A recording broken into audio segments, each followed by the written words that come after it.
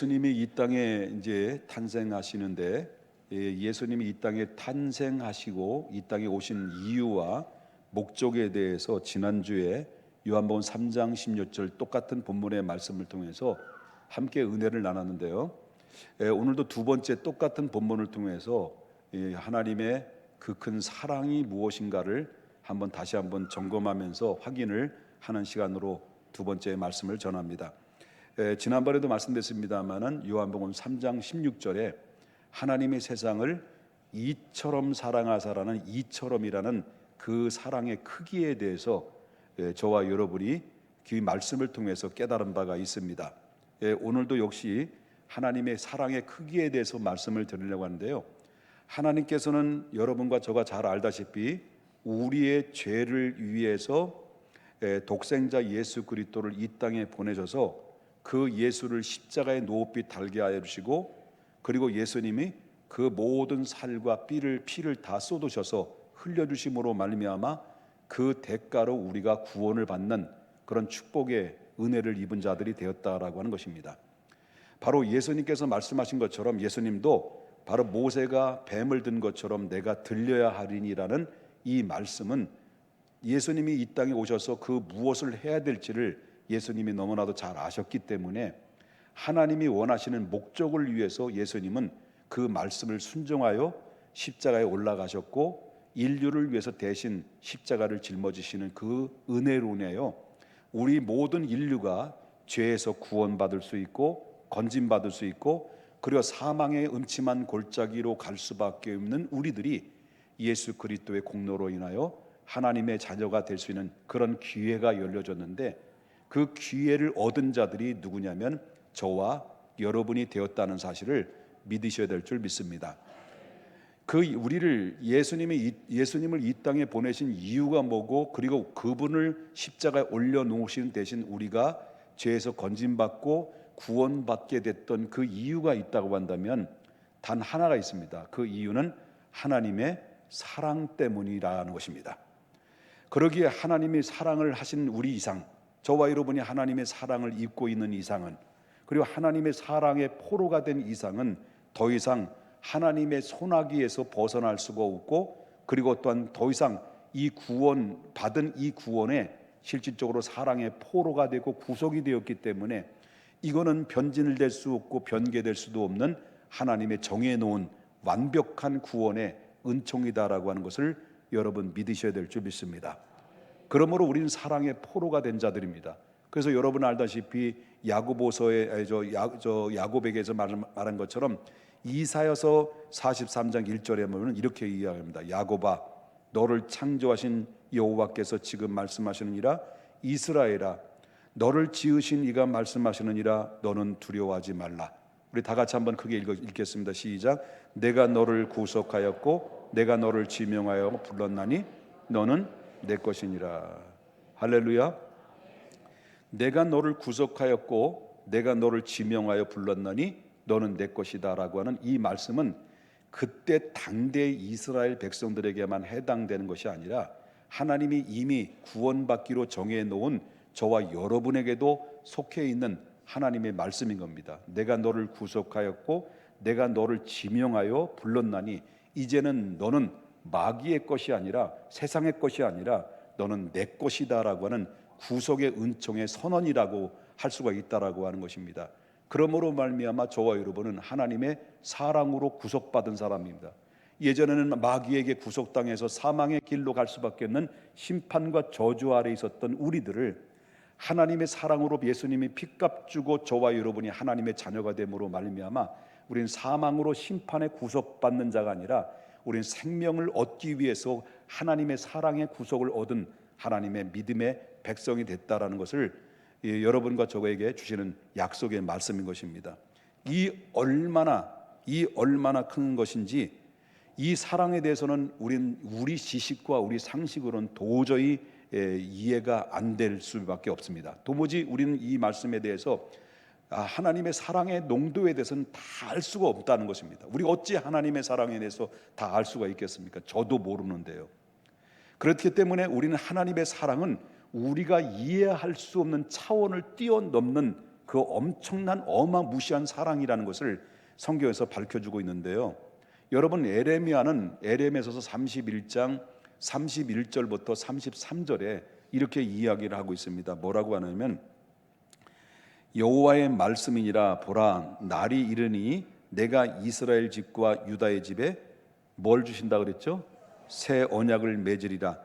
이 언약은 내가 그들의 조상들의 손에서 손을 잡고 애굽 땅에서 인도해 내던 날에 맺은 언약과 같이 아니할 것은 내가 그들의 남편이 되었어도 그들이 내 언약을 깨뜨렸음이라. 여호와의 말씀이시라.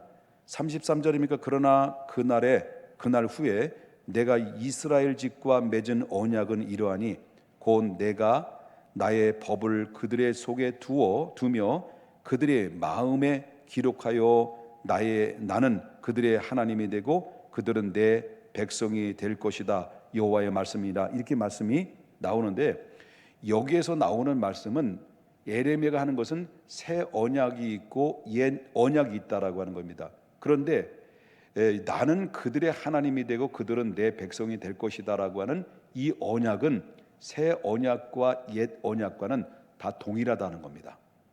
그런데 이스라엘 백성들이 바로 언약에 대한 반응이 뭐였느냐? 이렇게 너는 내 백성이 되고 너희는, 다시 말하면 내가 너의 하나님이 되고 너는 내 백성이 될 것이다. 나는 너의 남편이다. 이렇게 하나님께서 부부의 관계를 비유를 들어서 그만큼 내가 너를 사랑한다라고, 그래 너는 내 것이다라고, 너는 내 백성이 될 것이다라고 하는 언약과 약속을 도장을 찍어서 그들에게 보여줬습니다. 그러면 이스라엘 백성들이 반응이 뭐냐면 그 말씀의 언약 앞에 우리가 그렇게 준행하겠습니다 라고 고백을 했어요. 대답은 잘했습니다. 대답은 잘하는데 우리도 그렇지 않습니까? 우리는 너는 하나님의 자녀입니다. 네, 다시 말한다. 이게 바꿔서 말하겠습니다. 여러분들은 하나님의 자녀입니다. 믿습니까? 여러분, 하나님의 죽었다 깨어나도 지옥을 갈 수 있는 사람들이 아닙니다. 하나님의 백성으로 자녀로 삼아주셨기 때문에 변질될 수 없기 때문입니다. 믿습니까? 그러므로 이렇게 말씀이 선포되면 아멘합니다. 감사합니다라고 고백을 합니다. 근데 삶은 그렇대요.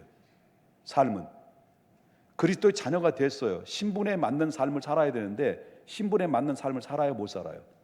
못 사는 거예요. 그렇기 때문에 이스라엘 백성들도 마찬가지입니다. 우리가 그렇게 하겠습니다라고 고백을 합니다만은, 그러나 나중에는 이스라엘 백성들은요 어떻게 변합니까? 하나님께서 말씀하시기를 뭐라고 말하냐면, 여기서 33절에 다시 보게 되면 내가 그들의 남편이 되었어도 그들이 뭘 깨뜨렸다는 거예요?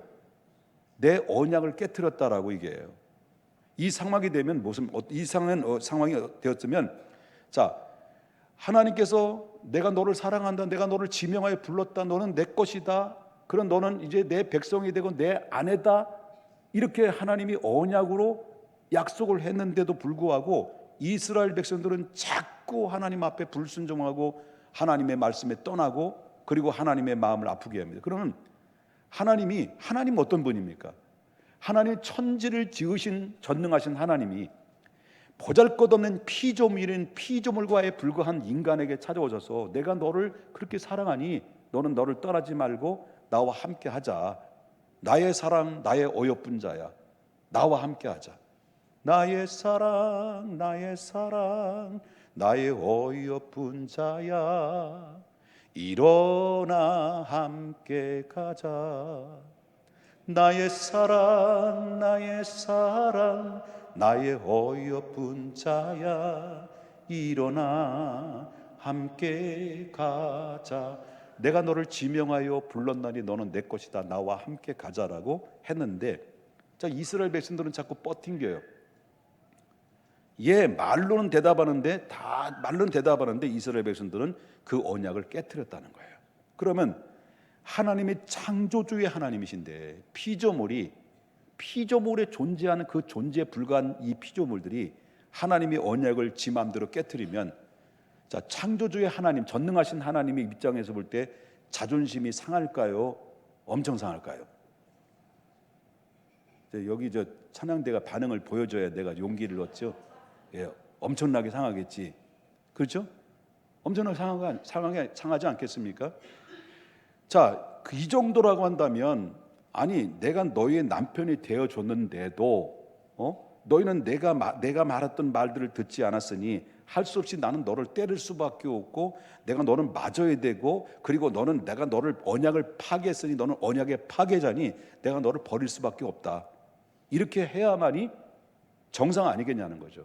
하나님이 피조물에 불과한 보잘것없는 인간에게 찾아오셔서 나는 너의 백성이 되마, 너의 남편이 되어주마, 너는 내 아내다, 내 백성이다, 이렇게 이야기했는데도 불구하고 계속 하나님의 말씀에 거절하고 불순종하니까 하나님 자존심 상해서 내가 너를 이제 끝났다, 너 폐기 처분시키겠다라고 하도 인간의 모습은 할 말이 없다는 거예요. 할 말이 없어요. 우리도 마찬가지 아닙니까? 여러분, 우리가 하나님의 은혜로 하나님 자녀 됐잖아요. 여러분 여러분은 예수님 믿어서 믿었습니까? 믿어져서 믿었습니까? 헷갈리죠? 나중에 얘기할게요. 나중에. 그런데 여러분 보세요. 하나님의 자녀가 됐는데도 불구하고, 우리 하나님 백성으로 살아가는데도 불구하고 하나님이 원하는 만큼 우리가 살아줍니까? 못 살아줍니까? 못 살죠.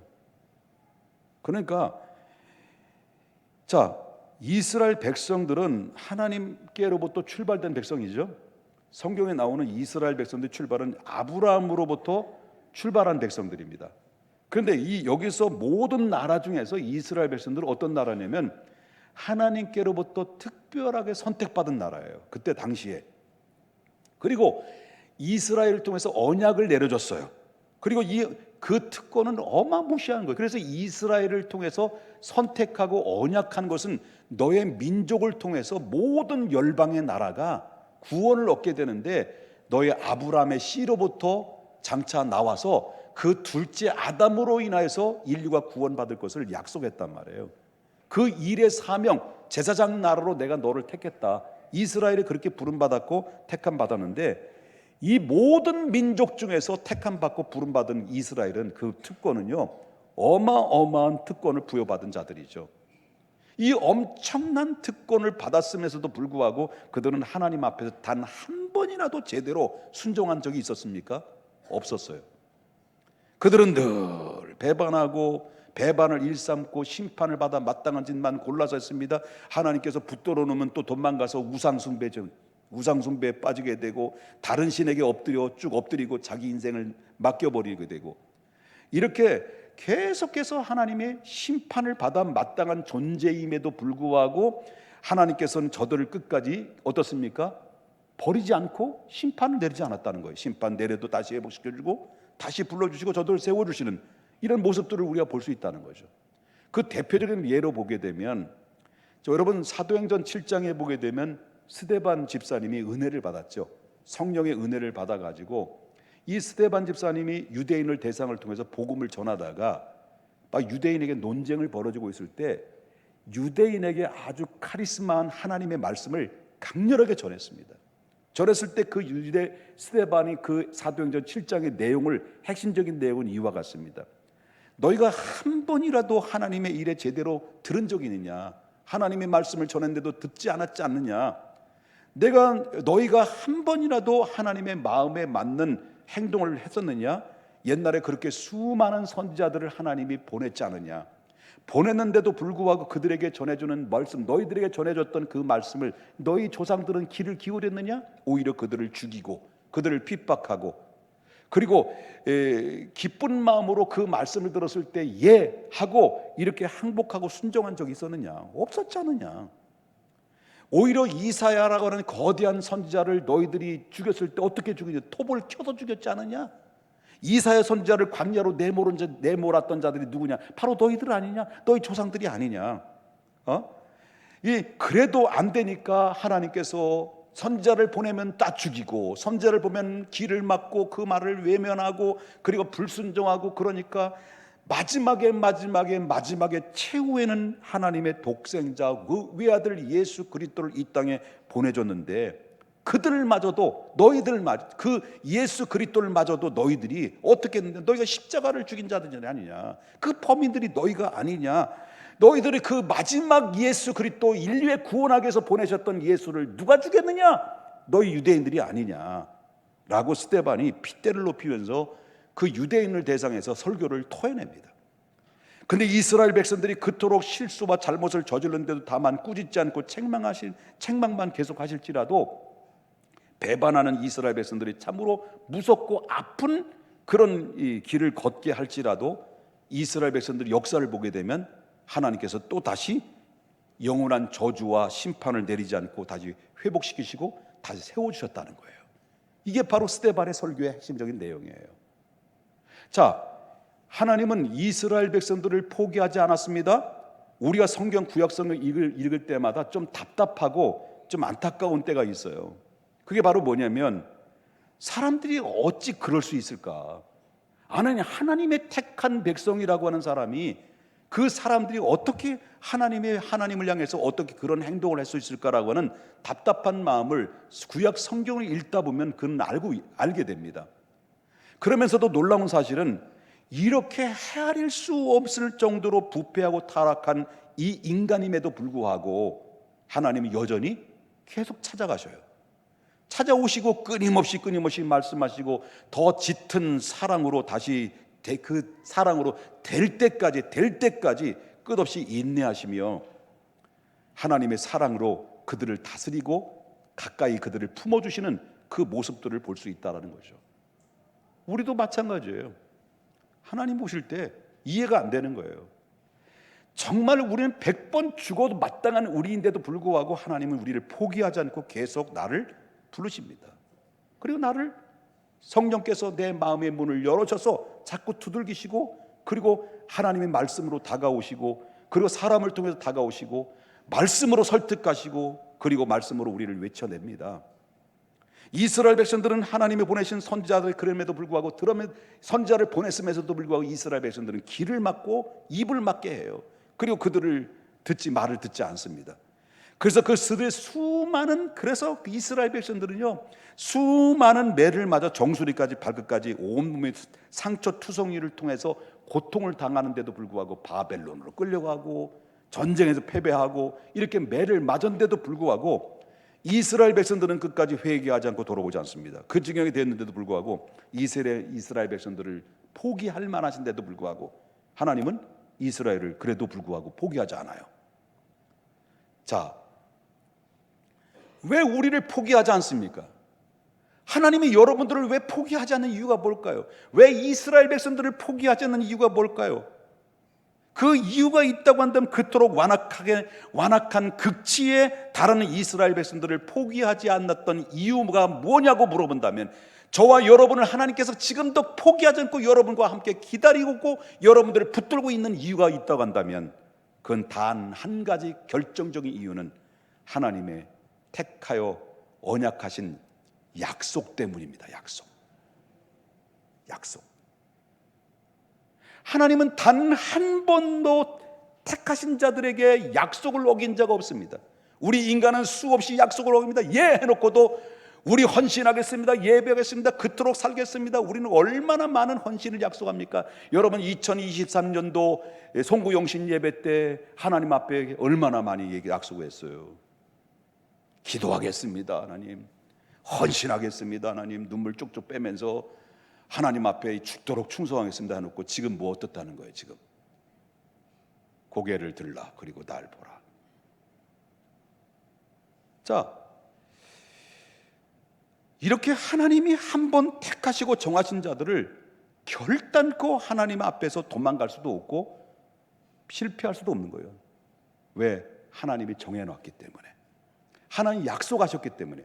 그래서 인간은 수없이 하나님의 약속을 파기하고 하나님의 언약을 잊어버리고 자기 멋대로 살아가는지 할지라도 하나님은 한 번 약속하시고 한 번 정해주시면 그는 변질될 수 없고 변개될 수 없는 것이 하나님의 약속. 왜?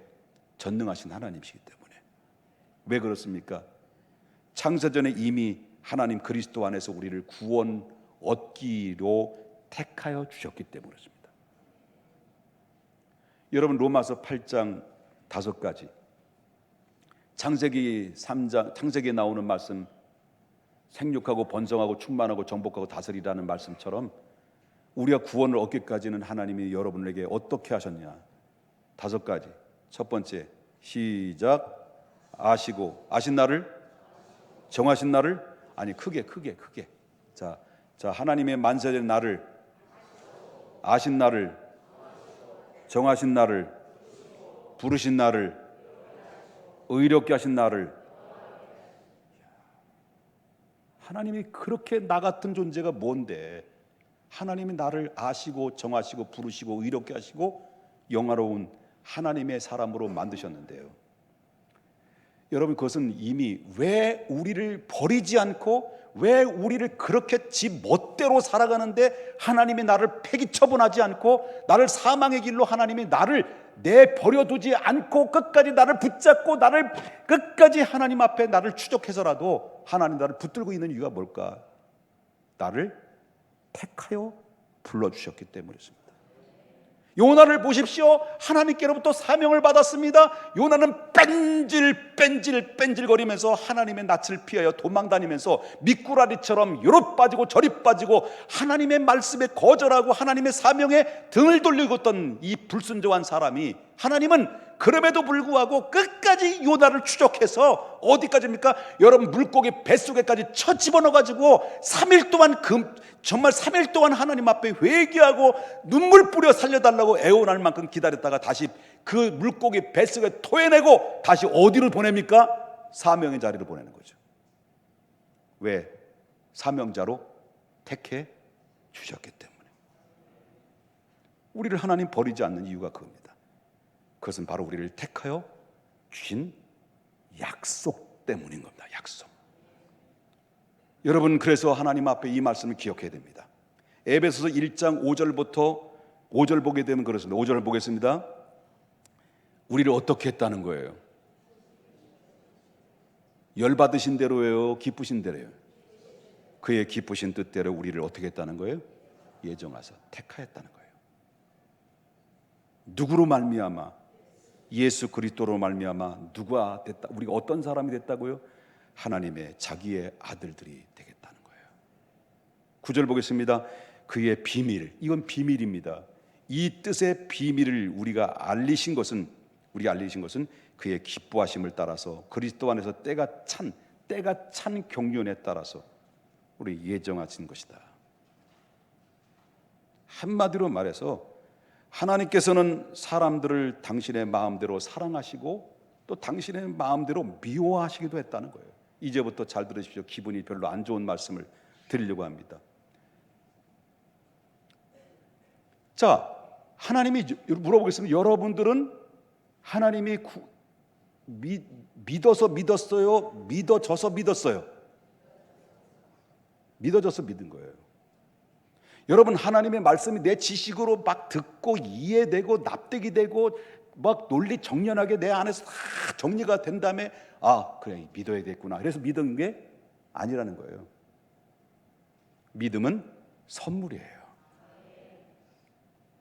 자, 보면, 그런데 우리가 이렇게 믿게 된 것은 하나님이 이미 만세전에 나를 아시고 정하시고 부르시고 의롭게 하시고 영원롭게 하시고 나를 이미 예정하셔서 택하여서 당신의 자녀로 삼아 주셨기 때문에 이건 변질될 수 없는데, 내가 행위에 따라서 뭐 바뀌어지는 게 아니다. 누구의 주권이에요? 하나님의 절대적인 주권이다. 그럼 하나님이 그러면 어떤 사람은 당신의 마음대로 사랑하시기도 하고 당신의 마음대로 미워하기도 했단 말이에요. 그러면 하나님 택한 자가 있으면 어떤 자도 있는 거예요? 아직 택하지 않는 자도 있다라고 하는 거예요. 그럼 하나님이 무슨 근거로 그렇게 하셨습니까? 라고 이렇게 따지고 묻게 되면 에베소서 1장 11절에 모든 일은 누구의 뜻대로 결정되는 거죠? 그분의 뜻대로 결정하는 일이니 이의 계획을 따라서 우리는 예정을 입었다. 내 뜻이 아니에요. 자, 이 말씀을 들으면 어때요? 여러분들은 예수 그리스도를 믿고 맨 처음에는 이렇게 교회 나왔을 때 여러분 좋아서 교회 나왔어요? 그냥 끌려왔어요? 교회 맨 처음에 끌려와가지고 개 끌려오듯이 막 끌려와가지고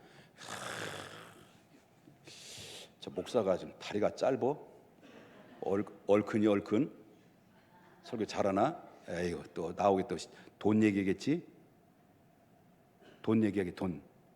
그러면서 듣다가 나중에 보니까 말씀이 좀 이렇게 조금씩 귀에 들려와.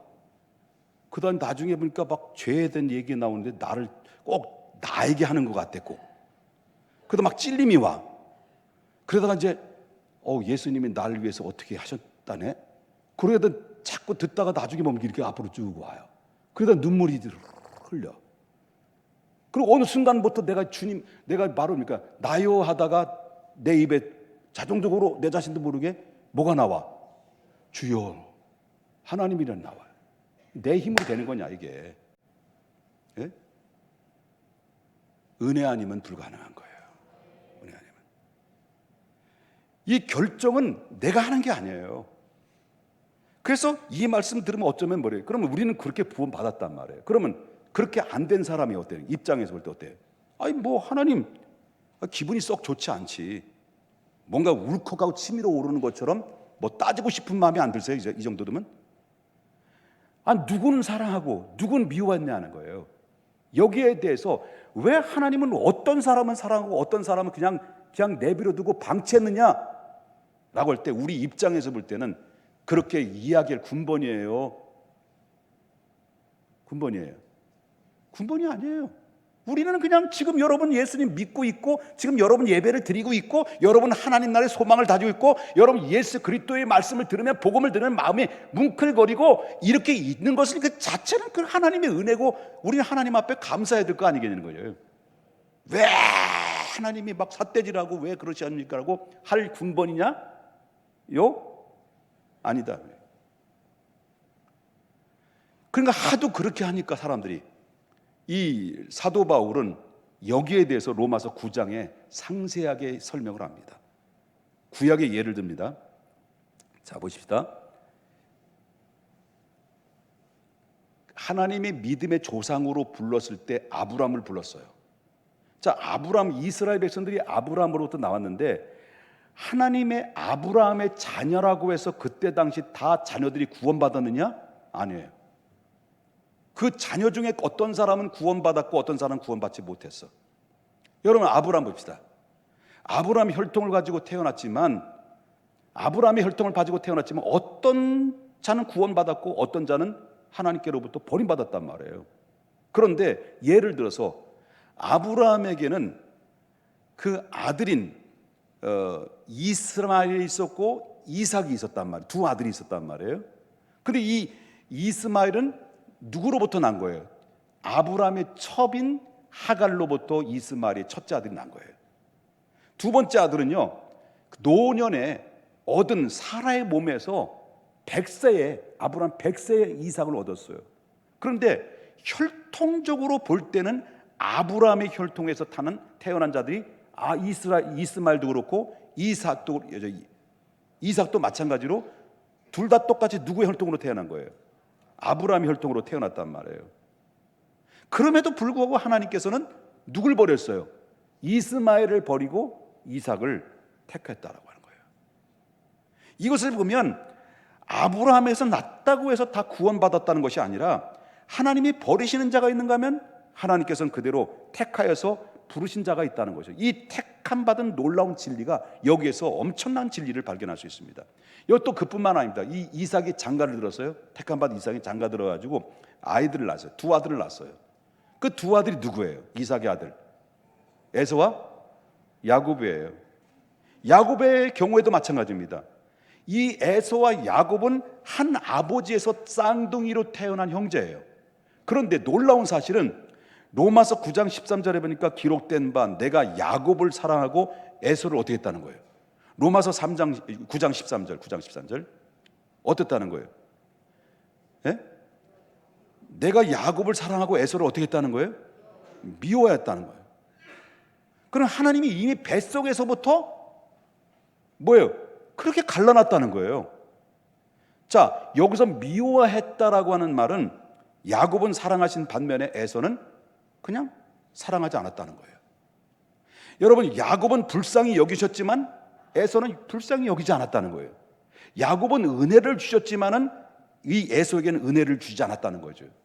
바로 이것이 미워했다는 말로 표현한 것인데, 그렇다면 왜 하나님이 왜 이렇게 하셨냐라고 반문할 수 있잖아요. 하나님 너무 불공평한 거 아닙니까? 에서가 불쌍해요. 하나님 이미 창세 전에 천국 갈 사람, 지옥 갈 사람 이미 정해졌다면, 아니 구원받은 사람은 하나님의 사랑 때문이고 구원받지 못한 사람, 지옥 갈 사람은 자기 책임입니까? 그럴 수 있습니까? 하나님의 사랑이 받지 못한 사람이 받지 못해가지고 서러운데, 아니 심판까지 받는다면 이게 너무 억울한 거 아닙니까? 여러분, 형평성에 문제가 있지 않습니까? 라고 질문할 수 있단 말이에요. 그래서 나온 노래가 너무합니다, 너무합니다, 당신은 너무합니다 했단 말이에요. 이에 대해서 사도 바울이 뭐래요? 이렇게 질문하고 따지고 묻는 자들의 사도들이 뭐냐면 로마서 9장 14절에 말합니다. 그런즉 우리가 무슨 말을 하리요? 다 같이 읽겠습니다. 시작. 하나님께 불의가 있느냐? 자, 여기는 그럴 수 없느니라고 힘을 줘야 돼요. 그럴 수 없느니라. 시작. 그럴 수 없느니라. 자, 여기서 이제 같이 처음 얘기했습니다. 그런즉 우리가 무슨 말을 하리요? 같이 시작. 그런즉 우리가 무슨 말을 하리요? 하나님께 불의가 있느냐? 그럴 수 없느니라. 재밌네.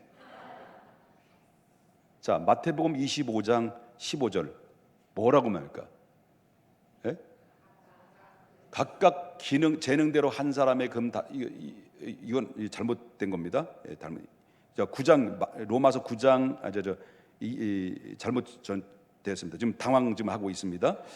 자, 계속해서 바울은 말합니다. 바울은 로마서 20장에서 말합니까? 또 이 따지고 묻는 자들에게서 이 사람아,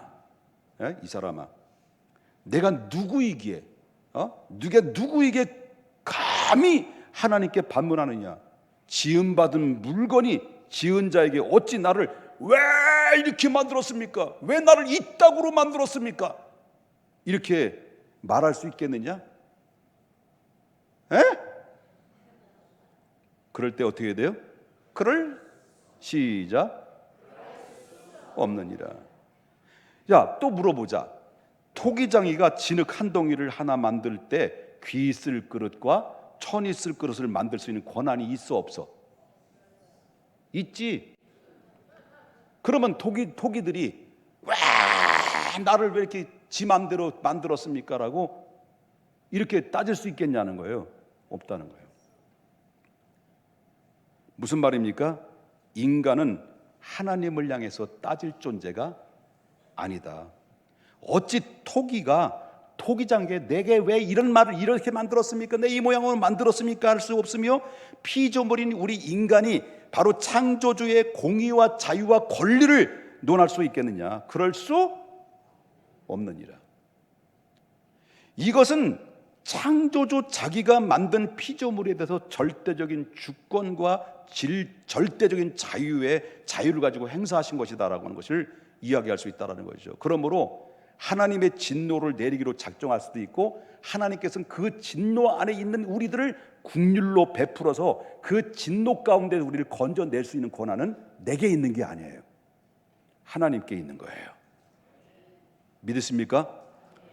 우리가 이 진노의 그릇인지 이 긍휼의 그릇인지를 정하는 것은 바로 내가 하는 것이 아니라 창조주의 권한 속에 있다는 것을 바울은 얘기하고 있고요. 그런데 누가 감히 하나님 앞에 삿대질을 하면서 하나님 그러는 게 아닙니다. 하나님, 예? 하나님 공평하십시오, 이렇게 소리칠 수가 없다. 다만 여러분과 저만큼 그러면 안 되는 거지. 예? 그러면 안 돼요. 안 되는 거지. 우리는 뭐예요? 자격 없는 나에게, 예? 자격 없는 나에게 내가 예수를 알게 하고 예수를 믿게 되고 하나님의 자녀가 된 것 이상은 하나님 앞에 고백하는 것은 자격 없는 나에게 이렇게 은혜를 베푸신 건데 어떻게 됐습니까? 죄송하고 그리고 뭐예요? 감사합니다라고 고백할 수밖에 없는 거죠. 이제 그럴 줄 알았어요. 이 말씀이 어려워. 그리고 막 목사님들이 이 말씀이 어려우니까 말씀 전하기가 어려워해. 잘 안 전해, 이 말씀이. 여러분, 듣는 게 복이에요. 믿습니까? 듣는 게 복이에요.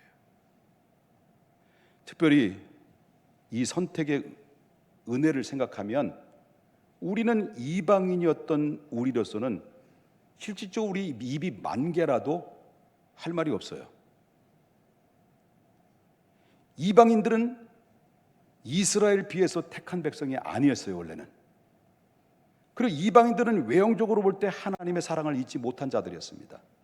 이방인들은 버림받은 것처럼 보였습니다. 그 선민 이스라엘 백성들을 부를 때마다 부러운 눈초리로 쳐다보는 존재들이었습니다. 마치 그들은 국률의 그릇인 것처럼 여겨지고 우리는 진노의 그릇처럼 여겨질 만큼 처량한 존재였습니다. 그런데 이변이 일어났습니다. 그 이변이 바로 무엇입니까? 로마서 9장 25절에 뭐라고 합니까? 호세아의 글에서 이르기를 내가 내 백성이 아닌 자들을 어떻게 한다는 거예요? 내 백성이 되게 하고 사랑하지 아니한 자들을 사랑한 자라 부르리라 라고 말씀했습니다. 그런 가운데서 예수 그리스도를 믿어 의롭게 된 우리 또한 바로 뭡니까? 하나님의 긍휼을 받아 선택받은 사람이 됐다. 그래서 궁극적으로 이스라엘 백성들은 구약에서 언급되지만은 저와 여러분이 예수 그리스도를 믿는 저와 여러분은 이스라엘 백성들이 구원받기 하나님의 택한 선민 국가가 되기 이전에도 이미 하나님께서는 모든 세계 모든 열방 속에 하나님의 구원받기로 작정된 사람들이었다는 것을 보게 된다라고 하는 거예요. 그렇다면 이방인이 우리 입장에서 볼 때 하나님의 은혜를 생각하면 이방인 우리들도 입이 만 개라도 할 말이 없는 거죠. 그래서 여러분 이 사실을 로마서 사도 바울은 3장 29절에 이렇게 합니다. 하나님은 다만 유대인의 하나님이냐? 속된 말로 꼴값 떨지 마라. 유대인들이 어깨에 훅가시를 주면서 야 우리는 아브라함의 혈통을 타고 왔다. 야 우리는 뭐 할례 받은 민족이다. 야 율법을 받은 민족이다라고 훅가시를 주며 자랑하는 자들에게 너희들이 유대인의 하나님만 하나님이냐? 예? 이방인의 하나님은 아니냐? 진실로 이방인의 하나님도 되시느니라. 유대인이나 헬라인이나 차별 없이 하나님이 이미 차별 없다. 바로 뭐냐면 하나님이 이미 선택하신 자들은 구원받은 백성이 됐으므로 우리는 하나님의 은혜 아니면 불가능한 존재다라는 것을 선언했다라고 하는 것입니다. 여러분 너무 오래 가지 마세요. 너무 많이 강을 건너면 돌아오기가 쉽지 않아요. 하나님의 사랑으로 부른 백성들이 자꾸 뻗팅기면 안 되지. 그죠? 돌아와야지. 여호와께 돌아가자. 여호와께 돌아와야 됩니다. 왜? 하나님이 여러분들을 사랑하고 하나님이 여러분들을 택하고 하나님이 여러분들을 지명하여 불렀는데도 언제까지 뻗팅기겠냐는 거죠. 언제까지 여러분의 마음을 닫고 꽁꽁 얼음이 되어서 아직도 여러분은 하나님의 은혜에 대해서 자꾸 외면하고 거절하겠냐는 거예요. 내가 원하든 원치 않든 간에 하나님은 우리는 여러분은 하나님이 정해놓으신 하나님 백성으로 이제는 내가 구원받기 위해서 예배 드리는 자가 아니에요. 내가 구원받기 위해서 여러분들이 구원받기 위해서 헌신하고 봉사하는 게 아니라는 거예요. 구원받았기 때문에 하는 거예요. 믿습니까? 구원받았기 때문에. 그러니까 감사해요. 감사해요? 감사하지. 은혜 아니면 안 되는 거예요. 그래서 같이 한번 찬양하자는 거예요. 모든 것이 은혜, 은혜, 은혜, 한없는 은혜, 당연한 것 하나도 없었던 것은 모든 것이 은혜였소. 지구촌에 수십억의 사람들이 살고 있는데 하나님은 정확하게 나를 아시고 보시고 부르시고 나에게 찾아오셔서 손을 내밀어 주셨어요. 우린 잡았을 뿐이에요. 그리고 나의 사랑, 나의 어여쁜 자야, 나와 함께 가자. 언제까지? 천국, 아니 영원토록. 이것은 내 행위에 따라서 하나님이 정한 주권적인 이 구원을 변질되거나 왔다 갔다 되는 게 아니에요. 여러분, 구약적인 개념과 율법적인 개념으로 올 때는 행위로서 구원받아야 돼. 그래서 여러분, 구약에서는 어떻습니까? 계속 죄를 지면 죄를 질 때마다 짐승을 잡아서 피 흘려 죽어야 되고, 또 용서받으면 또 다시 죄를 지면 또 다시 봐서 뭘 가지고 와야 돼요? 짐승을 가져서 계속 짐승을 잡아야 돼요. 그런데 예수 그리스도는 이 짐승을 잡아서 계속 죽이는 것은 앞으로 장차 오실 예수가 인류를 위해서 단번에 희생의 대가를 치러주심으로 완벽한 구원을 이뤄서 누구든지 저를 믿은 자에게 멸망하지 않고 영생을 얻을 수 있는 그런 퍼펙트한 구원을 완성하신 거죠. 그런데 우리가 하나님이 너 자녀이다, 내 아들이여, 내가 너를 지명하여 불렀어 라고 했는데도 불구하고 아멘 했는데 나 삶을 보면, 내 꼬라지를 보면 지옥 갈 것 같아. 그럼 어떻게 해야 돼요? 예수님이 십자가에 못 박혀 죽으러 또 다시 내려와야 돼. 죽으시고 부활하시고 올라갔어. 그럼 또 죄를 져. 지옥 갈 것 같아. 그럼 주님 나를 용서해 주십시오. 그럼 또 예수님이 또 하늘에서 또 어떻게 해야 돼요? 또 내려오셔야 돼. 또 죽으셔야 돼. 부활해야 돼. 올라가셨어. 우리 또 죄를 져. 하나님 잘못됐어요. 용서해 주세요. 또 한번 내려와 주시면 안 될까요? 이렇게 해야 되는 거예요? 아니요. 왜 자꾸 하나님이 내가 너를 지명하여 불렀나니 너는 내 것이야 라고 도장 찍었고 언약을 내려줬는데 왜 자꾸 내가 하나님의 그 주권을 가지고 건드냐는 거예요. 예수님 자꾸 내려와야 돼. 어떻게 자꾸 내려오시는 게 좋아요? 그냥 안 내려오시는 게 좋아? 찬양대. 네? 안 내려 좋지? 그래요. 여러분, 우리가 받은 구원은 하나님 택하여 나를 정하시고 하나님 백성으로 삼은 이 구원의 은총은 내가 바꾼다고 바꿔지는 것이 아니라 절대 안 바뀝니다.